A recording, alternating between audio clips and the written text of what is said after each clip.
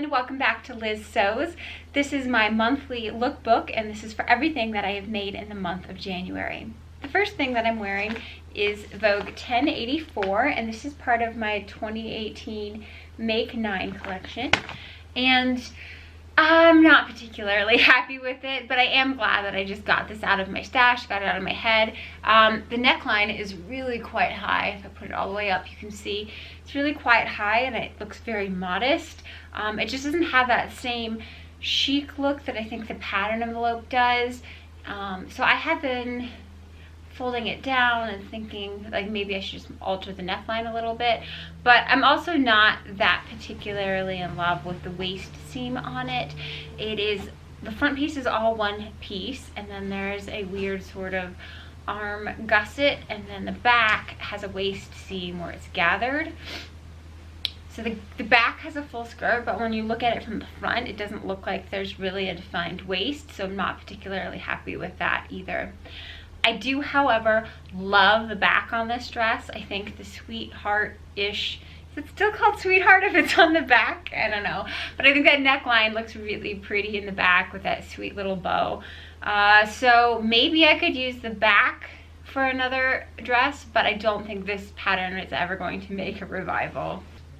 The next item that I'm wearing is from Simplicity 8529, and this pattern was done with Sew House 7, so it is very, very similar to the toaster sweater pattern that Sew House 7 has out, except that I can get this for 99 cents. It has the funnel neck and a scoop neck. I think the only thing it doesn't have that the toaster sweater has is a raglan sleeve option. But I made this because if you watched my New Year's resolutions, I said that I wanted to wear or make more separates and casual pieces that I could wear more often and fit into my lifestyle a little bit easier. So in terms of that, I would say this definitely fits the quota. It's very comfortable, it's very soft. I used a brushed sweater knit from fabric.com. I think this fabric I think I got it on clearance, so it probably is not available anymore, but I got it for like $2 a yard and I was really happy about that. So it's very, very soft. There's not much to do with fitting on this. I did make the cuffs incredibly long just because I tend to like my sleeves to go over my hands a little bit, but if you're working, I just, you know, fold up the cuff and then it is a normal length. The only thing I would say I don't particularly like about it is I think I do need to make it a little bit longer. On the pattern cover, it looks quite long on this woman. But when I wear it, the slit comes up almost to where my bra is. Just the bottom of where my bra band is, so that's a little bit more skin than I would like to be showing when I'm walking. But if I ever did make it again, I would lengthen it or at least shorten how high that slit comes out. So the next item that I have to show you is the shirt, and this is from Simplicity 1538. This is sort of my tried and true shirt pattern right now. I used a rayon plaid, and this comes from Joann Fabrics. I believe it's part of their Platitude collections, but I'm not quite sure. I really, really love this fabric, but it is so hard to work with. I have about 3 more cuts of different plaids in this fabric, and I always have to like talk myself up to make a shirt because it's so hard to work with, it's so hard to cut out, it's so hard to get the pattern to match because everything shifts. I've tried pinning it to tissue paper. The only thing I haven't tried yet is soaking it in gelatin to sort of give it some more structure, so maybe I might do that, but I think I need a break from the rayon. I could do maybe like 2 or 3 of these a year and that's all I have. But one thing that's sort of new with this shirt is that it has snaps in it. I saw the Kittenish Behavior tutorial on how to make the necessary clutch wallet. She had a rivet press and I was super intrigued about it, so of course I had to go out and get a rivet press. And I also got the dies that work for snaps. So now I can put snaps in my shirts and Tony's shirts because aside from cutting out fabric, I think that putting buttons and buttonholes in are my least favorite thing about sewing. So now that I have a rivet press, I can just press away and get the snaps in pretty fast. So snaps in this shirt, so I was really happy about that. So the last garment that I made this month was my food dress, and this was one that I had shown the fabric on a video, and I think I also featured it on the Inktense blocks video. In case you're wondering, I did not go ahead and color in the dress because I think that I really like it as black and white. I think the food print is quite loud, and I think having it be black and white is a little bit more subdued, and it sort of tempers that. I don't want to feel like Mrs. Frizzle. So I just want it to be unique and interesting, but not so loud to draw too much attention to myself. So this is a pattern that I've used a couple times now, but it's Butterick 6453, and this is a pattern by Gertie. This time I used the slim version. The only other changes that I made to the pattern was to self-line the bodice instead of using a facing, which is I had done on the previous versions. I also didn't bother with the adjustable straps. I just cut the straps the length that I needed to fit me. And then I did a invisible zipper in the back, which was really, really hard to do when I'm pattern matching, because I must have put that zipper in like 6 or 7 times just to try to get it to line up. And it's not 100% perfect, but it's really close, and so I'm happy with it. I think next time if I was pattern matching across a zipper, I would definitely just do a centered zipper, you know, the kind where you can baste up the seam to make sure that it is aligned perfectly, and then you just sort of top stitch the zipper in. I think that would have been a lot easier to do.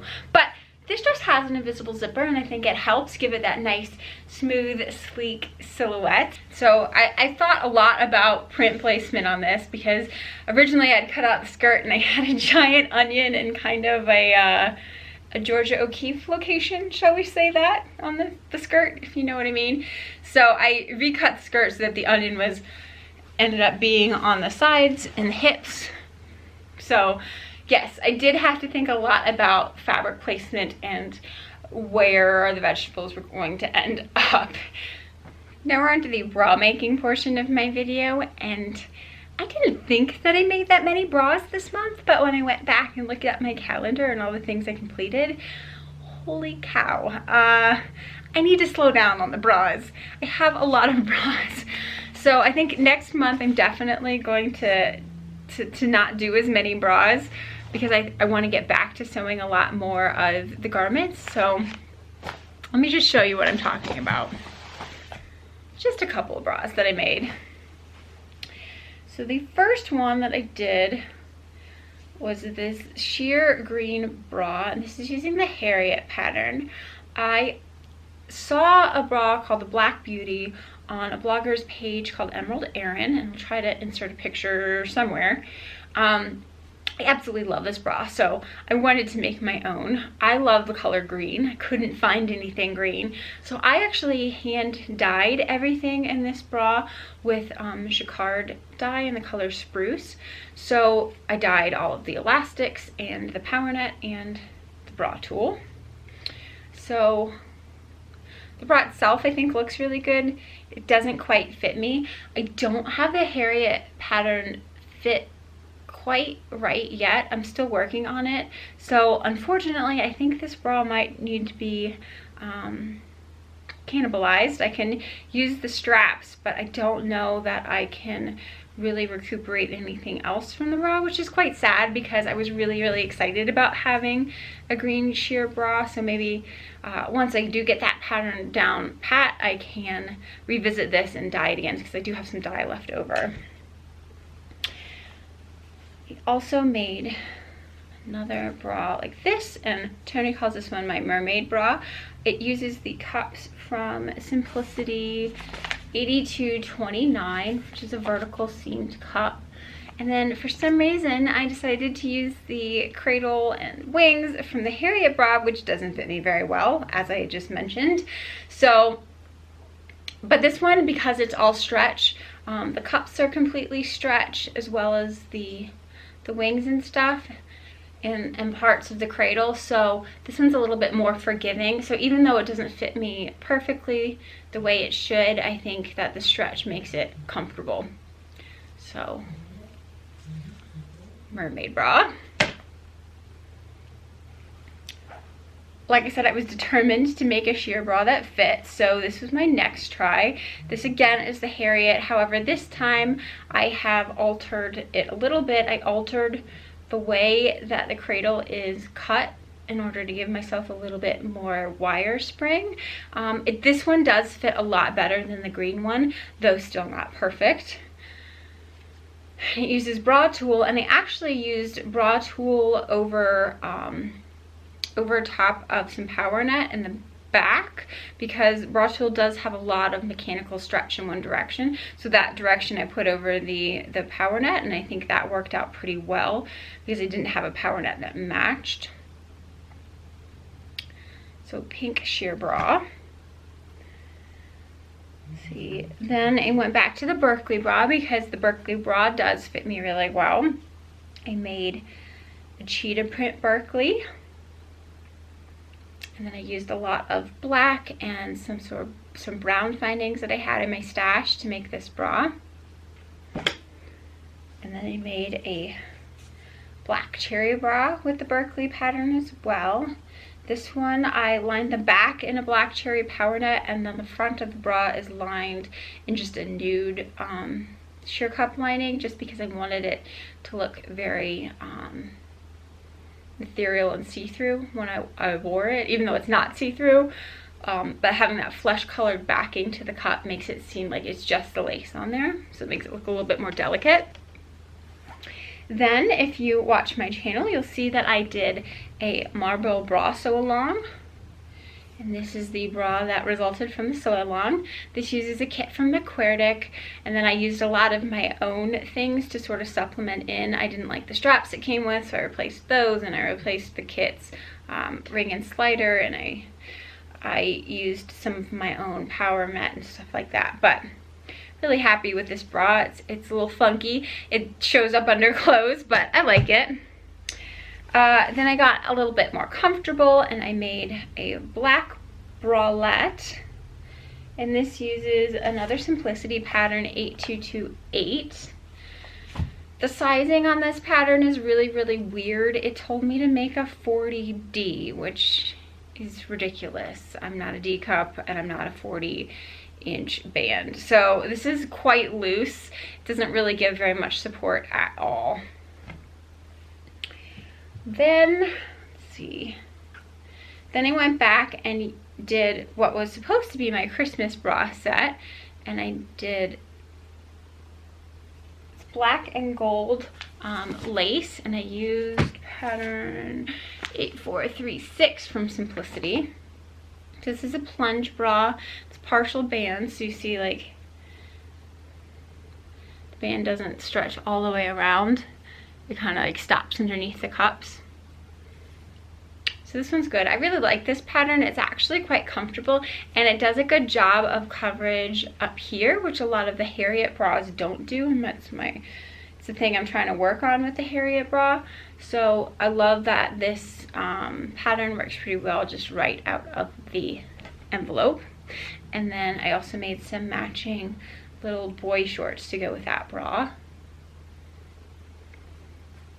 And then the last bra that I made this month was a Fenway from Orange Lingerie. And again, this is part of my Make 9 for 2018. I love this bra. The fit is not perfect, but I do have all of these materials. I have a lot of extra of this embroidered material, so I think I might revisit this again and try to make it again so that the fit is absolutely perfect. I really love the juxtaposition of materials on this bra. I love the way the soft embroidered flowers look against having this sort of like edgy black mesh bondage-esque sort of feel to it. I think it's just the combination of the two is perfect in my opinion. So I definitely will revisit this bra and try to make it even better. So that is everything that I have made in the month of January, and I hope you enjoyed seeing everything, and I will see you next time.